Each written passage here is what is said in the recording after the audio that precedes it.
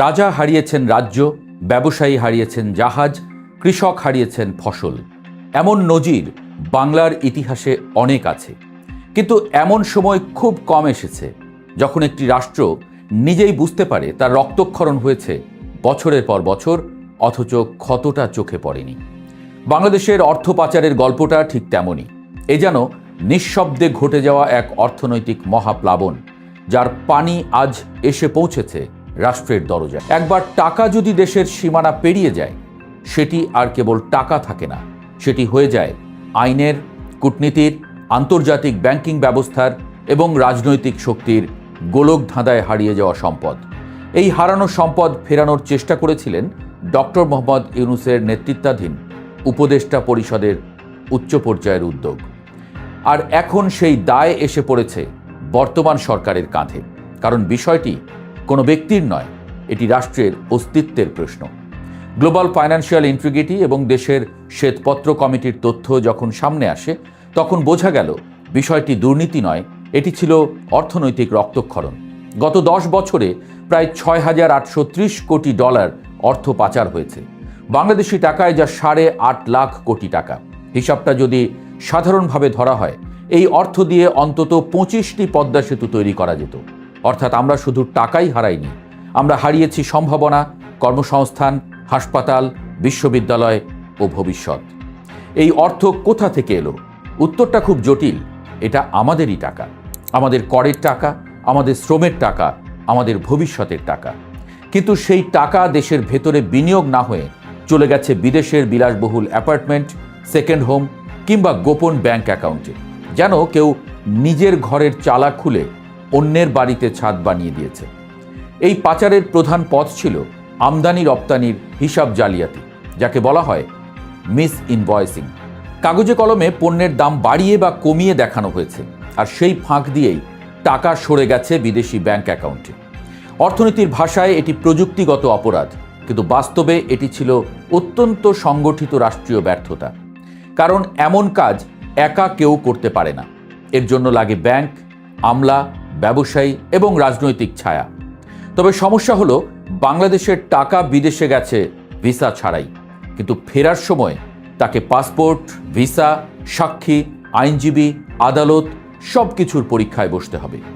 এখানেই মূল বাস্তবতা। সাধারণ মানুষ ভাবছে টাকা চিহ্নিত হলেই বুঝি ফেরত আসবে, কিন্তু আন্তর্জাতিক আইনে কোনো দেশ সন্দেহের ভিত্তিতে $1 ফেরত দেয় না। প্রথমে প্রমাণ করতে হয় টাকা বৈধভাবে অর্জিত, তারপর প্রমাণ করতে হয় সেটি পাচার হয়েছে। এরপর আদালতের নির্দেশ লাগে সম্পদ জব্দের জন্য, তারপর শুরু হয় ফেরত আনার আলোচনা। এই পুরো প্রক্রিয়া কখনো কখনো 5 থেকে 10 বছর পর্যন্ত সময় নেয়। সাবেক অর্থ উপদেষ্টা ডক্টর সালেউদ্দিন আহমেদ এক সাক্ষাৎকারে বলেছেন, অতীতে দক্ষ লোকজন দিয়েই টাকা পাচার করা হয়েছে। অর্থাৎ যারা টাকা সরিয়েছে তারা আন্তর্জাতিক আইন, অফশোর কোম্পানি, ব্যাংকিং গোপনীয়তা সব কিছু বুঝেই কাজ করেছে। ফলে টাকা খুঁজে পাওয়া মানে শুধু অ্যাকাউন্ট খোঁজা নয়, এটি যেন গোয়েন্দা উপন্যাসের মতো এক একটি স্তর উন্মোচন করা। আজ বাংলাদেশ যে দেশগুলিকে পাচারের গন্তব্য হিসেবে চিহ্নিত করেছে, যুক্তরাষ্ট্র, যুক্তরাজ্য, কানাডা, সুইজারল্যান্ড, সিঙ্গাপুর, মালয়েশিয়া, আরব আমিরাত, হংকং, এসব দেশের ব্যাংকিং ব্যবস্থা অত্যন্ত শক্তিশালী এবং আইনি কাঠামো কঠোর। তারা সহযোগিতা করে, কিন্তু প্রমাণ ছাড়া নয়। তাই মিউচুয়াল লিগ্যাল অ্যাসিস্ট্যান্ট ট্রিটি বা পারস্পরিক আইনি সহায়তা চুক্তি এখন সবচেয়ে গুরুত্বপূর্ণ অস্ত্র হয়ে উঠেছে। রাষ্ট্র আসলে এখানে একজন আইনজীবীর মতো আচরণ করছে। তাকে প্রতিটি দেশের আদালতে গিয়ে বলতে হচ্ছে, এই টাকা আমাদের নাগরিকদের কাছ থেকে অবৈধভাবে নেওয়া হয়েছে, দয়া করে এটি ফিরিয়ে দিন। এবং প্রতিপক্ষের আইনজীবীরা চেষ্টা করছে প্রমাণকে দুর্বল করতে। অর্থাৎ এটি রাজনৈতিক বক্তৃতার যুদ্ধ নয়, এটি নথি ও প্রমাণের যুদ্ধ। বিশ্ব ইতিহাস বলছে এই যুদ্ধ অসম্ভব নয়। ফিলিপাইন তাদের সাবেক প্রেসিডেন্ট মার্কোসের পাচার করা সম্পদের বড় অংশ ফিরিয়ে এনেছে। নাইজেরিয়া বহু বছর পর আবাচা পরিবারের লুকানো $1 বিলিয়ন উদ্ধার করেছে। কিন্তু দুই দেশই একটি জিনিস শিখেছে, ধৈর্য ছাড়া এই যুদ্ধে জয় নেই। বাংলাদেশের ক্ষেত্রেও একই বাস্তবতা। আজ যারা প্রশ্ন করছে কেন এখনো টাকা ফেরত আসছে না, তারা হয়তো বোঝে না যে সম্পদ পুনরুদ্ধার কোনো রাজনৈতিক প্রকল্প নয়, এটি একটি দীর্ঘ আইনি ম্যারাথন। এর মধ্যে আরেকটি জটিলতা হলো ট্যাক্স হ্যাভেন। কিছু অঞ্চল আছে যেখানে কোম্পানির প্রকৃত মালিকের নাম গোপন রাখা হয়। পাচারকারীরা শেল কোম্পানির আড়ালে সম্পদ লুকিয়ে রাখে, ফলে টাকা এক দেশ থেকে আরেক দেশে ঘুরতে থাকে যেন তার কোনো নাগরিকত্বই নেই। এই অর্থের নাগরিকত্ব প্রমাণ করাই এখন বাংলাদেশের সবচেয়ে বড় কাজ।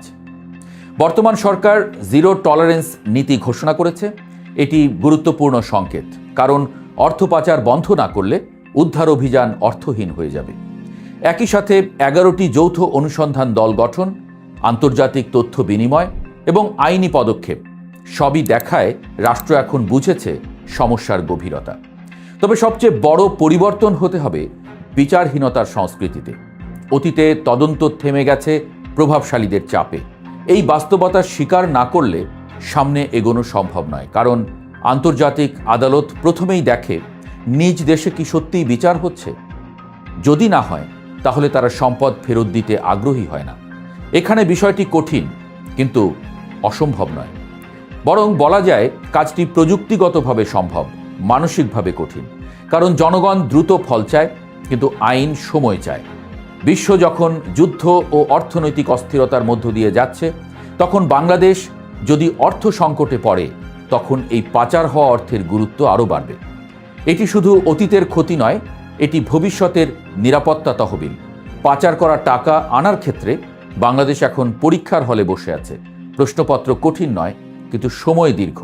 ভুল করলে নম্বর কাটা যাবে, আর তাড়াহুড়ো করলে পুরো উত্তরপত্র বাতিল হয়ে যাবে। রাষ্ট্রকে তাই 3টি জিনিস একসঙ্গে করতে হবে: ধৈর্য রাখতে হবে, দক্ষ মানুষ তৈরি করতে হবে, আর আন্তর্জাতিক সম্পর্ককে ব্যবহার করতে হবে বুদ্ধিমত্তার সাথে। কারণ টাকা ফেরত আসে তখনই যখন আইন, কূটনীতি এবং রাজনৈতিক সদিচ্ছা একই পথে হাঁটে। সবশেষে প্রশ্নটি অর্থনীতির নয়, নৈতিকতার। এই টাকা সরকার বা কোনো দলের নয়, এটি মানুষের। একজন শ্রমিকের ঘাম, একজন প্রবাসীর রেমিটেন্স, একজন করদাতার আয়, সব মিলেই তৈরি হয়েছিল এই সম্পদ।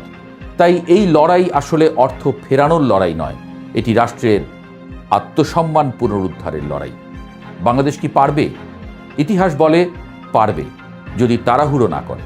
কারণ টাকা চুরি হতে সময় লাগে 1 মুহূর্ত, কিন্তু ন্যায় বিচার ফিরে আসতে সময় নেয় 1 যুগ। আর সেই যুগ পার করার ধৈর্যই এখন বাংলাদেশের সবচেয়ে বড় সম্পদ।